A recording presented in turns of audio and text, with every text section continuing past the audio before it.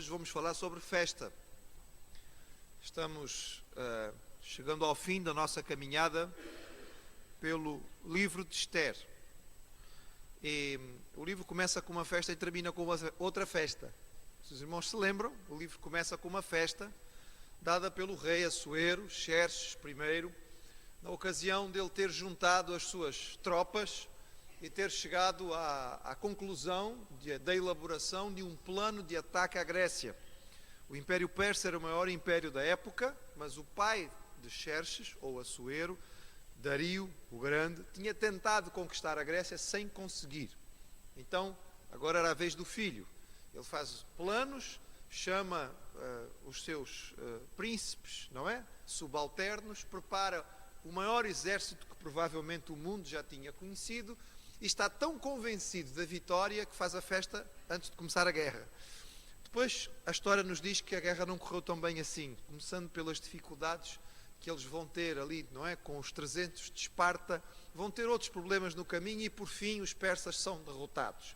Mas o livro de Esther começa com uma festa. Depois, nos apresenta um personagem maligno chamado Amã, que com uma xenofobia profunda tem raiva de todos os judeus por conta do ódio que ele tinha a Mardoqueu e vai tentar então um estratagema para eliminar todos os israelitas que existiam no Império Persa. Neste entretanto, porque este livro é um livro muito cheio de história e de aventura, há um concurso universal, não é, de Miss Universo, o primeiro concurso de Miss Universo que existiu, e Esther é escolhida, a Daça, também conhecida como Esther, é escolhida como a mais bela e a mais bonita de todas e torna-se a rainha da Pérsia. Por acaso, não é por acaso, ela era prima de Mardoqueu. Os irmãos lembram-se agora, há toda aqui uma trama de suspense enorme, quando Esther vai arriscar a sua vida, indo à presença do rei, para pedir então um favor. Este favor vai ser que o rei venha a uma festa. Estou a dizer aos irmãos que este é um livro de festa. E o rei vai à primeira festa e ele então pergunta o que é que ela quer. Ela diz que o rei venha a uma segunda festa. E a uma segunda festa, este livro é só festa. E finalmente as coisas acabam por mudar. Amã é descoberto, acaba por ser morto. Mardoqueu, o primo de Esther, sobe à posição de primeiro-ministro, podemos dizer assim, e emite um novo decreto, dando aos israelitas a capacidade de se defenderem contra os seus adversários. Na data então prevista, em vez dos judeus serem derrotados, eles têm uma grande vitória, o que vai dar origem a uma festa. Então nós vamos ler, estamos no livro de Esther, capítulo 9, a partir do versículo 20. Esther 9, 20.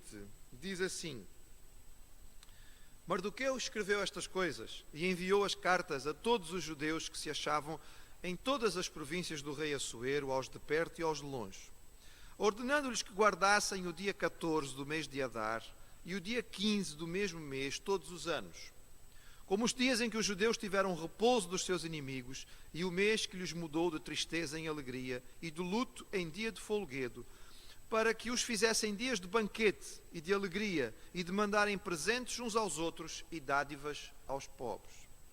E se encarregaram os judeus de fazerem o que já tinham começado, como também o Mardoqueu lhes tinha escrito, porque Amã, filho de Amedata, o Agagita, inimigo de todos os judeus, tinha intentado destruir os judeus e tinha lançado isto é, a sorte, para os assolar e destruir. Mas vindo isto perante o rei, mandou ele pôr cartas que o seu mau intento que intentara contra os judeus se tornasse sobre a sua cabeça, pelo que o enforcaram a ele e a seus filhos numa forca. Por isso aqueles dias chamaram Purim, do nome Pur, pelo que também por causa de todas as palavras daquela carta e do que viram sobre isso e do que lhes tinha sucedido.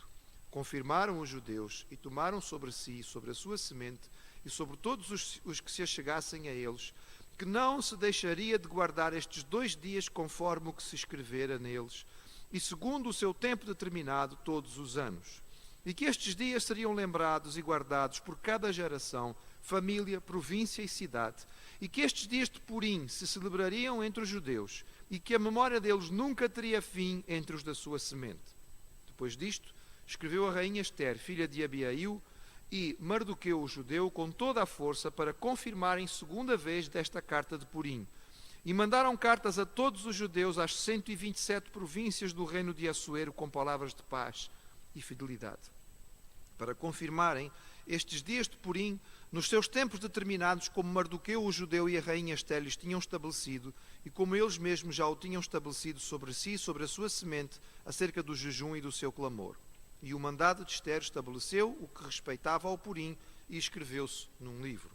Depois disto, pôs o rei Assuero tributo sobre a terra e sobre as ilhas do mar, e todas as obras do seu poder e do seu valor, e a declaração da grandeza de Mardoqueu, a quem o rei engrandeceu, porventura não estão escritas nos livros das crônicas dos reis da Média e da Pérsia? Porque o judeu Mardoqueu foi segundo depois do rei Assuero, e grande para com os judeus, e agradável para com a multidão de seus irmãos, procurando o bem do seu povo e trabalhando pela prosperidade de toda a sua nação. Festa. O livro termina com festa. De facto, irmãos, festejar é uma das características do ser humano, e sabendo que o homem foi criado à imagem de Deus, nós podemos dizer que há uma característica que recebemos direta do Criador. Eu vou dizer aos irmãos que acredito que o ser humano é o único ser da criação que festeja da maneira que realmente é uma festa. É claro que os irmãos podem dizer: pastor, uma passarada numa árvore no fim da tarde faz tanto barulho que eu acho que eles estão em festa. Se calhar estão, irmãos, e estão a adorar a Deus da sua maneira, mas o ser humano é que gosta mesmo de festa, e não há nenhuma cultura do mundo que não seja marcada pelas suas festas, algumas mais do que outras. Sabemos, por exemplo, que os latinos e os africanos amam feriados, não é? Pelo menos assim costuma ser. Agora que o governo resolveu cortá-los, mas pronto, mas que nós gostamos de um feriadinho, gostamos. Os japoneses parece que já nem tanto. No ano inteiro só têm 2. Mas de qualquer maneira também têm as suas festas. Mas o fato é que a Bíblia nos diz que nós devemos nos alegrar. E o Senhor é um Deus que ordenou festas ao seu povo. Deus deu a Israel um extenso calendário de festas. E estas festas eram celebradas com todo o rigor pelo povo do Senhor. A última festa judaica narrada na Bíblia é esta que temos aqui, a festa do Purim.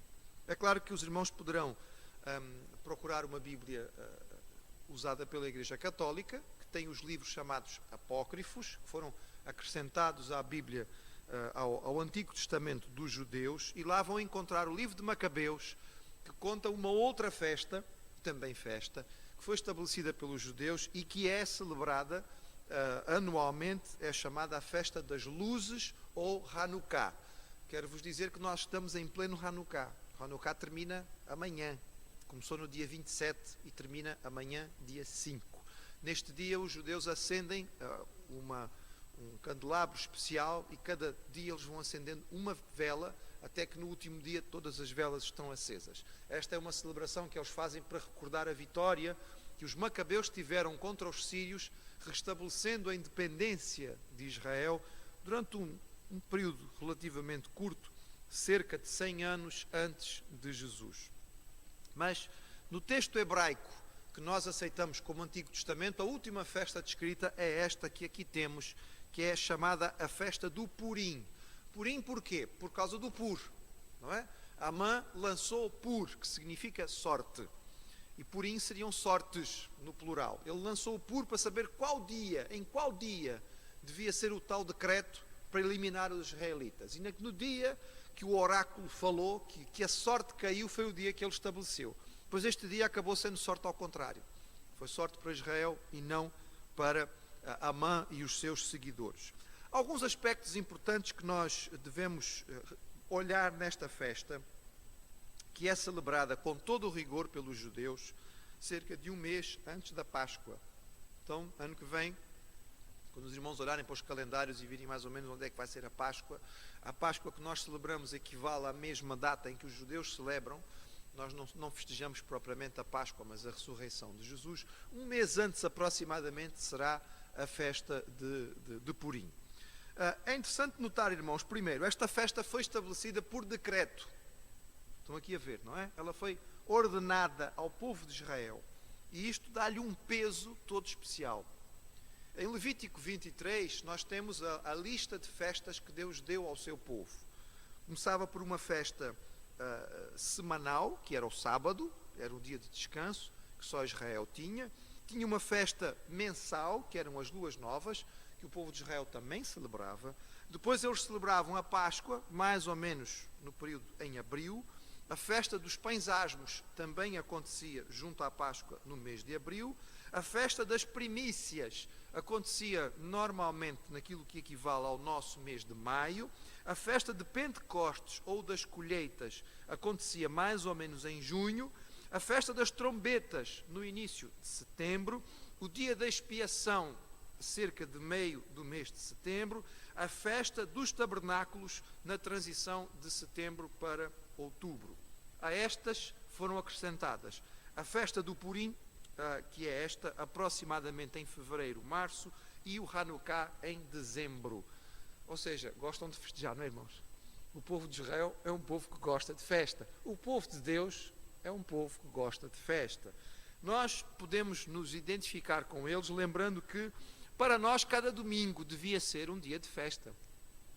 Porque domingo nós recordamos a ressurreição do Senhor, a certeza da nossa ressurreição, a garantia da nossa salvação, a certeza de que Jesus era de fato o Salvador, Deus feito homem, que veio para nos garantir esta certeza. É isto que nós celebramos no domingo, é por isso que nós fazemos os nossos cultos no domingo, é por isso que cada domingo devia ser um motivo especial para nós estarmos contentes e celebrarmos.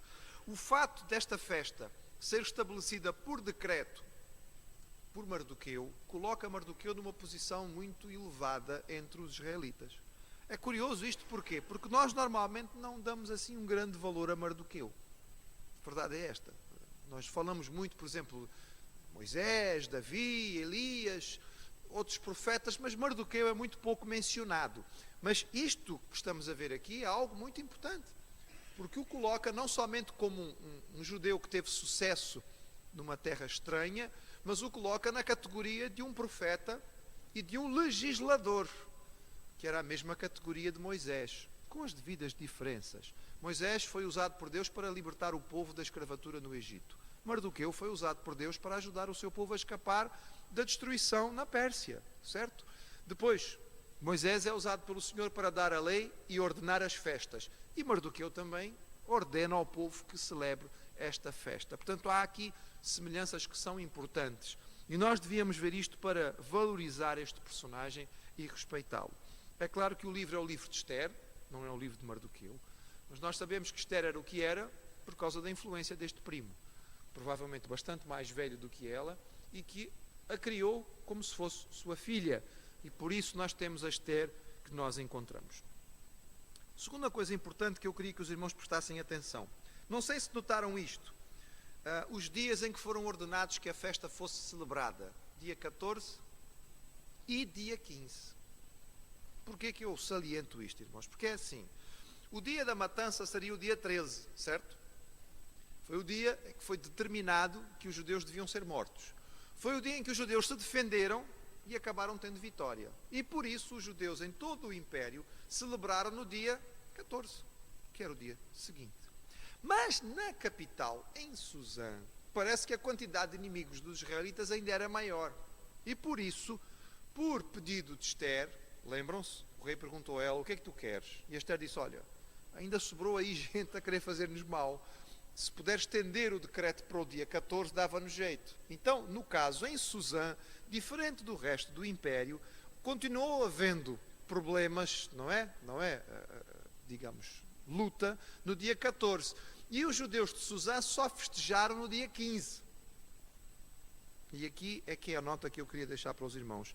Mardoqueu foi sábio o suficiente para não entrar aqui em discussões, não é? Para não permitir que este motivo, que era motivo de celebração, se transformasse em motivo de celeuma. Ele podia agora começar a discutir, mas qual é o dia verdadeiro da festa? Bem, os judeus do Império quase todo diriam 14, os judeus da capital diriam 15. Se ele fosse seguir pela maioria, se calhar marcava 14, os da capital ficavam chateados. Se ele fosse seguir pela importância, se calhar os da capital eram mais importantes, marcavam 15, os outros ficavam zangados. Então o que é que Mardoqueu fez? Não seja por isso. Em vez de fazermos um dia, fazemos dois. Fazemos o 14 e o 15, não seja problema. Mas nesta palavra, irmãos, acaba por haver aqui uma decisão sábia. Uma decisão que consegue estar ali, juntar os dois lados, encontrar um caminho comum, de certa maneira ficar no meio termo e desta maneira satisfazer a todos. Eles estavam celebrando a salvação de Deus e não convinha que isto fosse motivo para discussão, era motivo para alegria. Eu digo isto, irmãos, porque infelizmente às vezes nós nos perdemos e naquilo que devia ser motivo de satisfação acabamos permitindo que seja motivo de divisão. E às vezes nós discutimos por causa de uma vírgula, não é? Ou por onde é que se deve quebrar um parágrafo. Não é isso que o Senhor deseja do seu povo. Mas Mardoqueu nos dá um bom exemplo de sabedoria aqui, em quando ele diz ao seu povo: festeje o dia 14 e festeje no dia 15. Vamos festejar os dois. São os 2 dias que vocês celebraram. Vamos guardar perpetuamente esta festa. E nestes 2 dias os judeus continuam até hoje celebrando o Purim. O Purim entre os judeus tem uma característica hoje interessante. Eles fazem uns biscoitos que são especiais do Purim. Eu estou a dizer isto só para fazer jus, porque a Rebeca fez os biscoitos de Purim recentemente, quando contou a história aos miúdos, e os miúdos todos comeram biscoitos. E ela ontem fez os biscoitos do Purim outra vez, irmãos. Fui eu que não deixei ela trazer, porque achei que não ia ficar muito bem a gente começar a comer biscoitos aqui no salão. Mas ela fez e fica aqui vindicada pelo seu esforço de ter feito os biscoitos do Purim. Se as irmãs quiserem saber como é que é, perguntem, que ela depois pode dar a receita. Mas vamos continuar a ver algumas coisas interessantes nesta festa. As festas judaicas normalmente celebravam a salvação de Deus. A Páscoa, a principal festa dos judeus, celebrava o quê? A salvação do povo lá no Egito, quando eles eram escravos e que Deus interviu para libertar o seu povo. Era uma festa de salvação.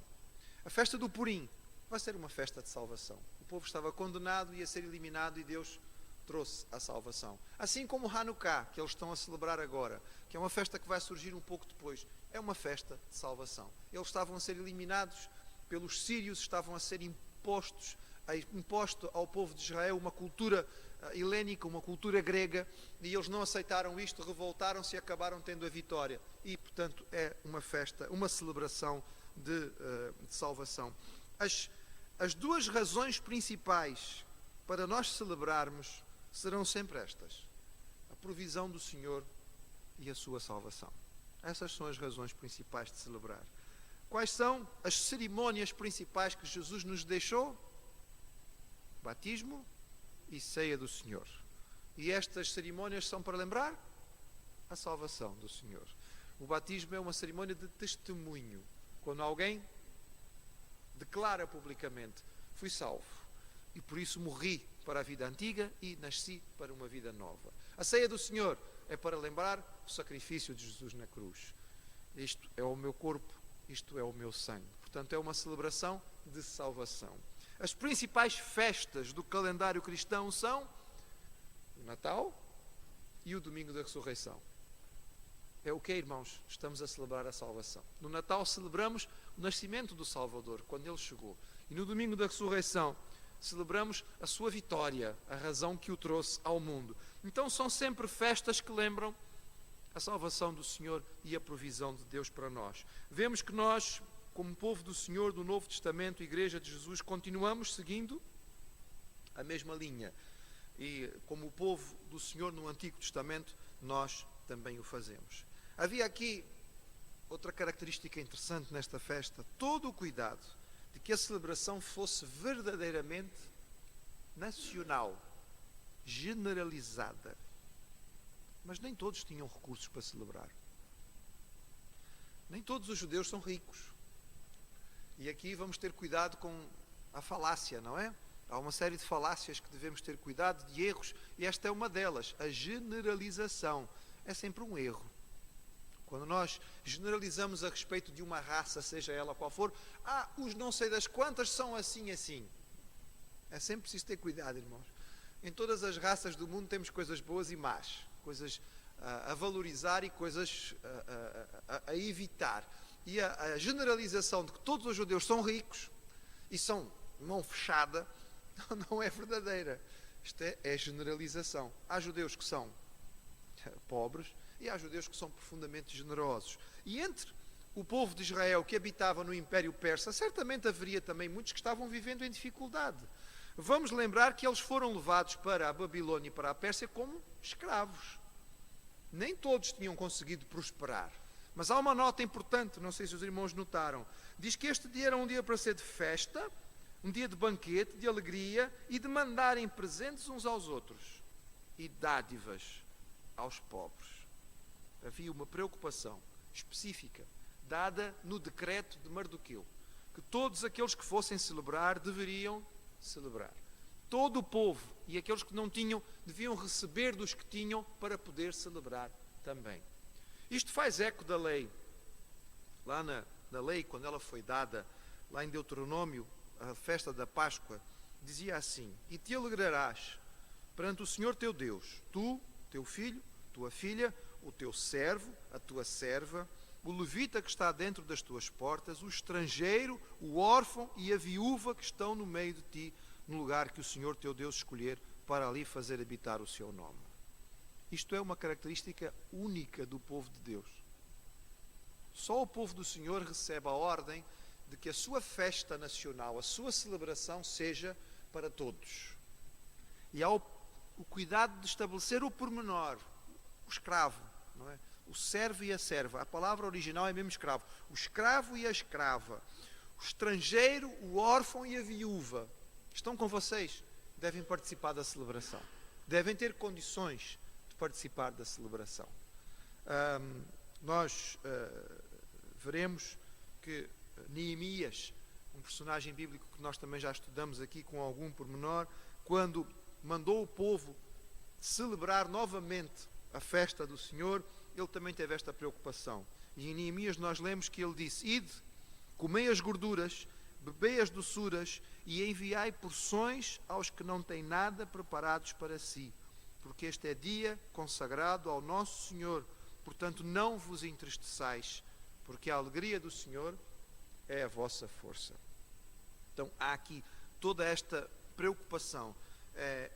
Em boa medida, a avaliação de uma festa deve ser que ninguém precise ficar de fora.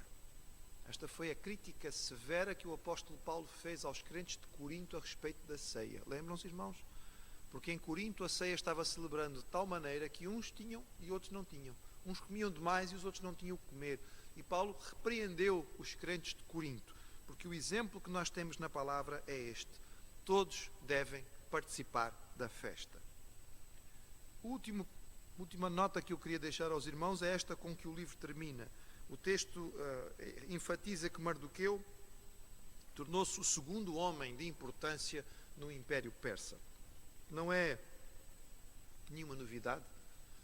José do Egito tinha-se tornado o segundo homem no Império Egípcio, na época em que os egípcios eram os mais poderosos da terra, não é? Na época em que eles eram de facto senhores de um império significativo. Mais tarde Daniel torna-se o segundo homem do Império Babilônico, quando a Babilônia era o maior império. E Daniel tem a característica de ser o único homem que resiste à mudança de império. É uma coisa totalmente nova. Normalmente, quando surge um novo império, todos os homens grandes, os homens importantes anteriores são todos eliminados. Mas Daniel continua lá em cima. E ele vai ser o segundo homem também do Império Persa. Com quem? Com o pai de Xerxes.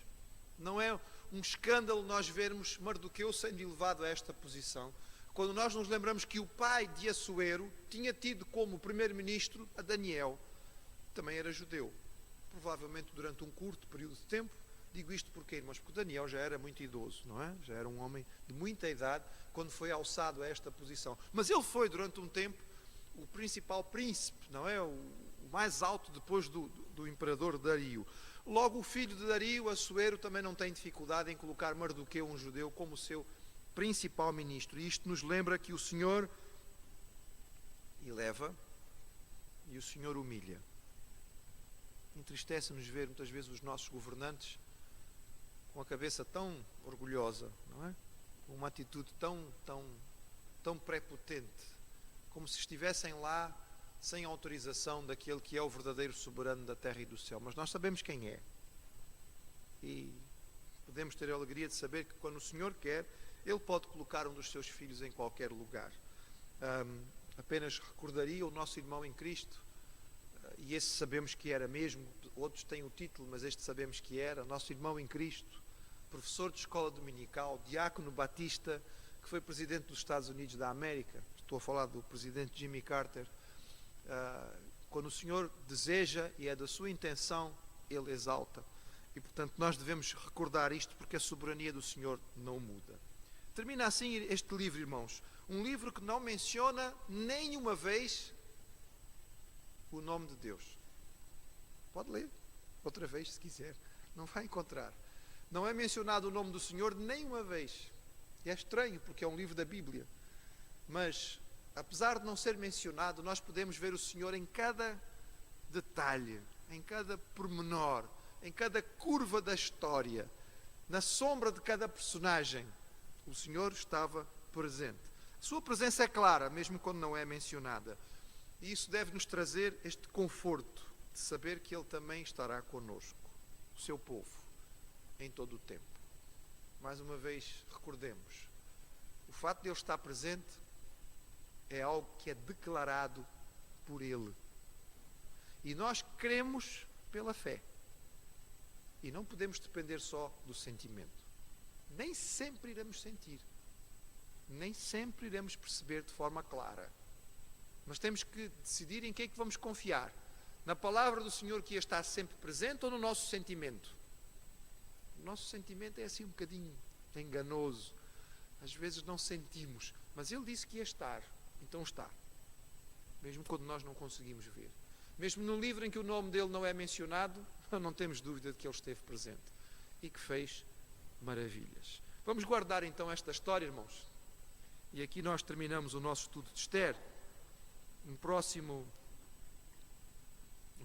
ano iremos começar um novo estudo mais prolongado. Até ao fim deste ano vamos aproveitar para trabalhar um bocadinho as profecias a respeito do Senhor Jesus, para antecipar a chegada do Natal. Mas no início do próximo ano iniciaremos um novo estudo, seguido como temos feito, porque acho que tem sido vantajoso para os irmãos, e criar a expectativa do estudo da semana seguinte acaba por ajudar, porque as cenas do próximo capítulo são sempre úteis, não é? Então, mas vamos guardar esta história tão extraordinária e este toque maravilhoso. Vamos festejar, é dia de festa.